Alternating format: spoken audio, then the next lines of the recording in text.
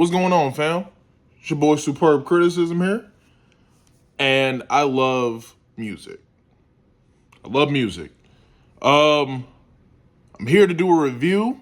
I've been wanting to do this review for a minute, and I also noticed because on YouTube there's no review of this particular album right here, which I was, to be honest, shocked by. I'm like, damn, no one talks about this. No one has done a review on this album, or even talked about most of the songs on here, or anything like that. And that review is by and that video that we're going to be doing today, we're talking about Cee-Lo's '04 album. Cee-Lo Green is the Soul Machine.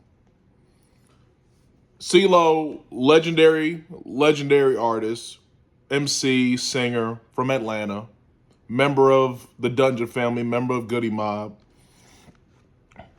One, just a legend in from the South. I absolutely love this album right here, and I felt like this album deserved a review. I was about 5 years old when this album came out, so I grew up on this album basically. Just seeing it laying around my parents' house, seeing this album cover laying around the house, hearing songs all over the place. I just think this album is completely slept on. Super underrated album.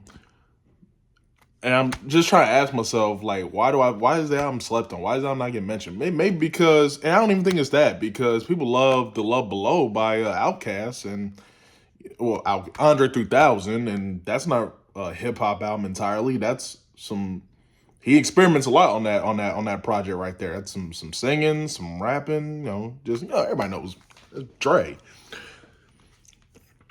I guess you could say this album is kind of similar because that's who Cee-Lo has always been. He's always been an MC and he's always been a singer. And that's really what this album is. It's a mixture of Southern hip hop. You got your Southern hip hop, your R&B, and you got neo soul.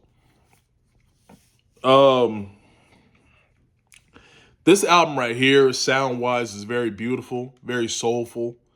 Every track does what it's supposed to do. Like every track, I feel like on this album does what its intention was, what it's intended to do.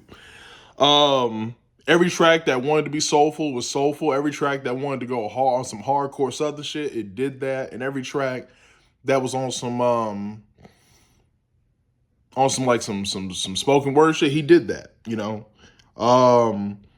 album is mostly famous because of the song "I'll Be Around," featuring produced by Timbaland, featuring Timbaland. That song was trending on TikTok last year. Excuse me. It was a dance trend on TikTok. I didn't even realize that until like a few weeks ago. Because I don't be on TikTok like that. Production on this album was handled mostly by Cee-Lo himself.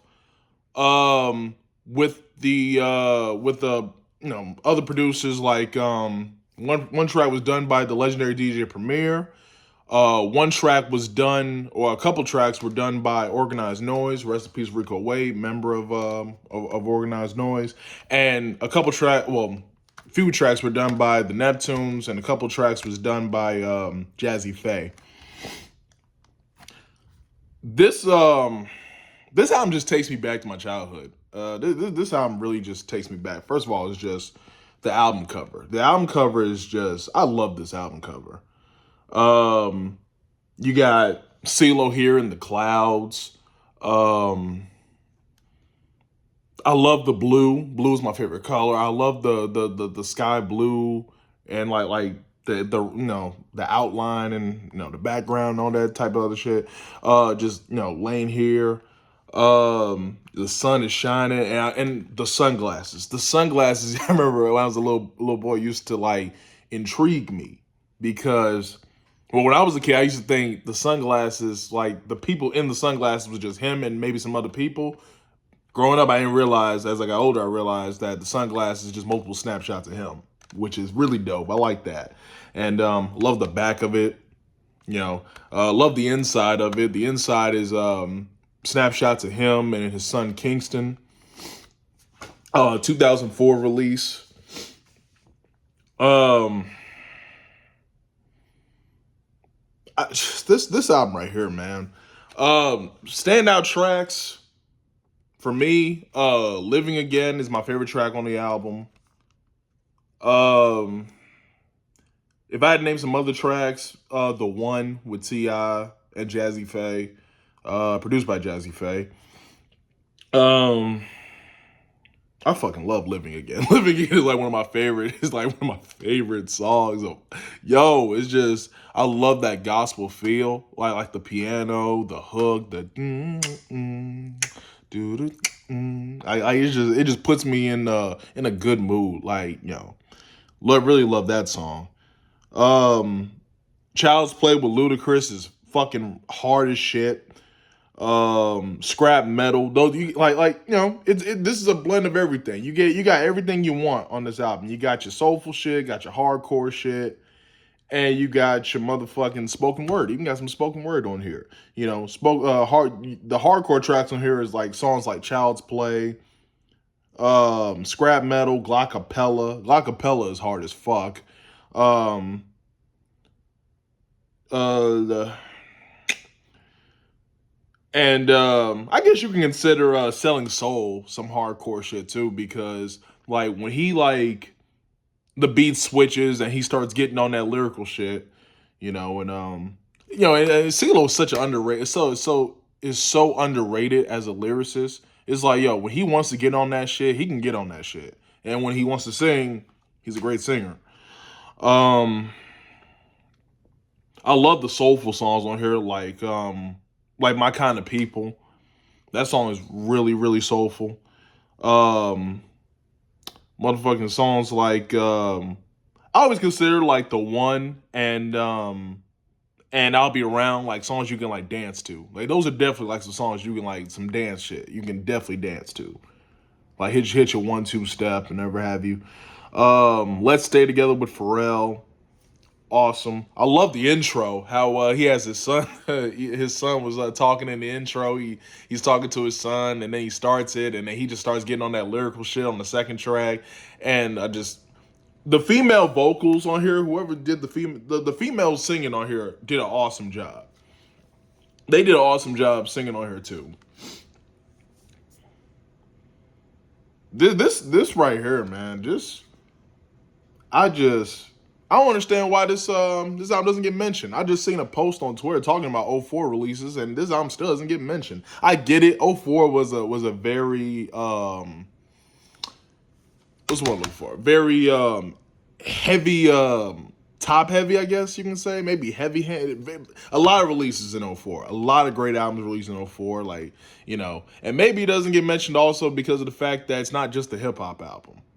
But I still don't think that's the case. But maybe I could be wrong. But no, it's not just a hip hop album. It's I just what do you call this album? I just call it. I would just call it music. Like it's you got it's hip hop. It's some I'll consider it a neo soul hip hop album if that makes sense. Um, just like a lot of releases in '04. I think that's another reason why. Because Usher's Confessions came out in '04. Kanye's College Dropout. Jada dropped the album in '04. John Legend came out with his debut album in 2004. I love that John Legend album, by the way. Trying to think. 8 Ball and MJG released Living Legends. I think that was their first release on Bad Boy. That was a good fucking album. Shout out to Ball and G. There was just a lot of fucking releases that I'm not thinking of at the top of my dome. Luda dropped the Red Light District. T.I. dropped Urban Legend. It was just, motherfucking Young Buck was straight out of Cashville. I just think, maybe that's the reason why, because there was just too many releases. And when you drop an album a month after Kanye dropped the College Dropout, I mean, damn, But super underrated album, super slept on. I'd give this album a listen if you haven't.